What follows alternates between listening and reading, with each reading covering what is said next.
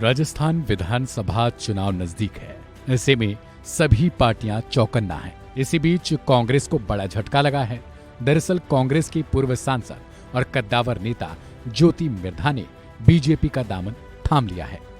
विधानसभा चुनाव से पहले नेताओं के दल बदलने का सिलसिला शुरू हो गया है।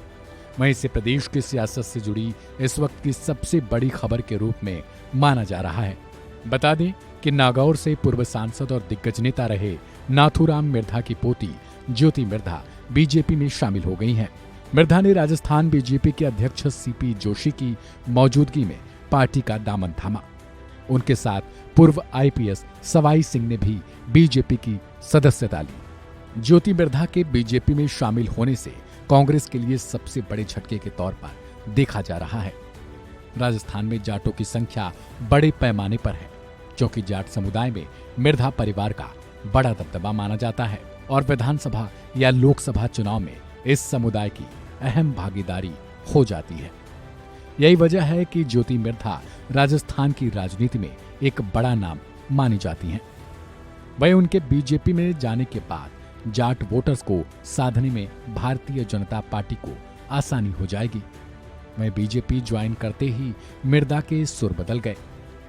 ज्योति मिर्धा ने मुख्यमंत्री अशोक गहलोत पर जमकर निशाना साधा और कहा कि वहां रहकर बहुत कोशिश की काम करने की, लेकिन वहां रहकर काम करना ही मुश्किल हो गया था।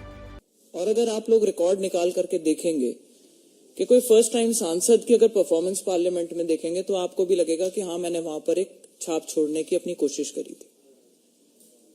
लेकिन उसके बाद से परिस्थितियां बहुत बदल गई, चाहे देश के लेवल पर देखें, चाहे अंतर्राष्ट्रीय लेवल पर देखें, चाहे राज्य में देखें और चाहे मेरी कॉन्स्टिट्यूएंसी में देखें।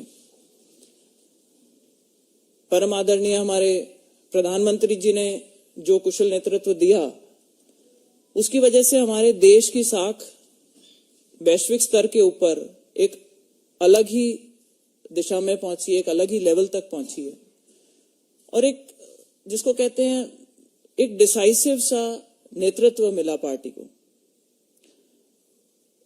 उसके विपरीत हमारी पार्टी जो थी वो पिछले कुछ समय में हम लोग अपनी अपनी बात रखते गए, कभी सुनी जाती थी, कभी नहीं सुनी जाती थी, लेकिन उस दिशा से बिल्कुल विपरीत डायरेक्शन में मूव करने लगी थी।